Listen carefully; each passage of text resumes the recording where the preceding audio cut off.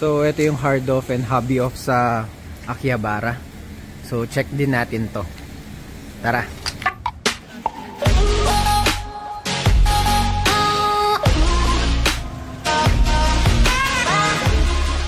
So, nasa hard off Akihabara ako. Nandito ang mga consoles na bentang ayaw pa benta. Tignan nyo yung mga SP nila, 38.5 to 42.9. Grabe naman. Game Boy Color nasa 22. Yung DS nila 27.5. 16.5. Ayaw nilang magbenta. Ito yung mga cartridge nila. Tignan nyo sa DMG. Sa Nagoya, sa Book Off, nabili ko lang yan tigpa 400 to 500 yen. Dito 4,000. Grabe ka mahal. Furuta. Ayun ako mga furuta, but they're old, right? Yeah, they're old. Oh, tapos ang price nila ito. So, pag pink 330, orange is 220, white is 110. So, ayan, inaayos na naman ni Bryce yung mga Pokemon. Yan lang ang lagi niyang ginagawa while waiting for us. So, dami rin pala dito. Pero, I think, medyo mahal ang price nila dito.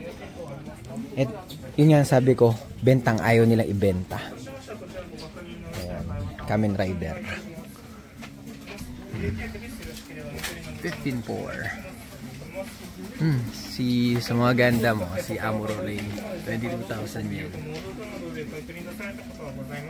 Halo-halo dito, may Transformers, may Godzilla. Ayun. Oh, you want that? No. Okay. So, ayan, meron din silang yung mga bin na pwede kayong magkalkal. May shelf. So. Ayos. Ano ito? Slam Dunk. Ang mamahal din nila. I'm not sure kung may mga box to. Ayan.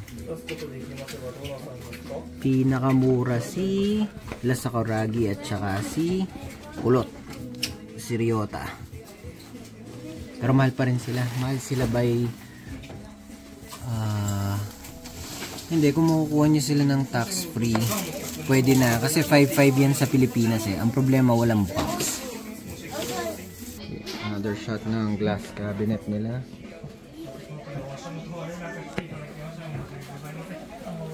May Gokai pero hindi ka lang presyo. Ayun, 6.6.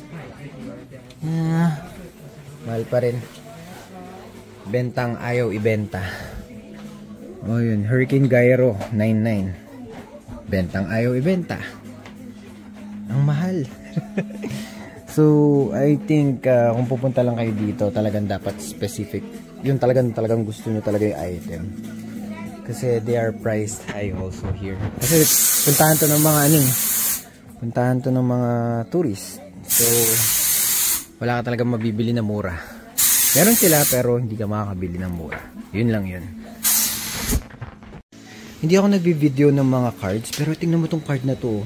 220,000 yen. Oh my goodness, ang mahal. Okay, ito yung mga nila. Ayan o. Mga games. Game Boy. Mga mapupusyaw. So, mura ba, Bryce? Are they cheap? Sige. One is 550. Hindi rin eh. Mahal din sila. 880 yen. Ito, kagaya nito, yung Medabot. Oh, ang mahal oh. 800. Sige, yun lang. Final look bago tayo umuwi. Or lumabas dito sa store. Grabe talaga kamahal oh. Yung box na Game Boy DMG 30,800 yen. Tapos ayan sila yung mga loose. Nasa 25,000. Yung red 19,000. Hindi mo pa alam kung anong issue ng mga yan. Tapos ayun o, yung sinasabi ko nga sa kapatid ko, yung Game Boy Advance. Bakit ang mahal-mahal nila? 44,000. Oh, ito na yung mga Game Boy Color. Pati yung SP. And last, DS. So yun lang.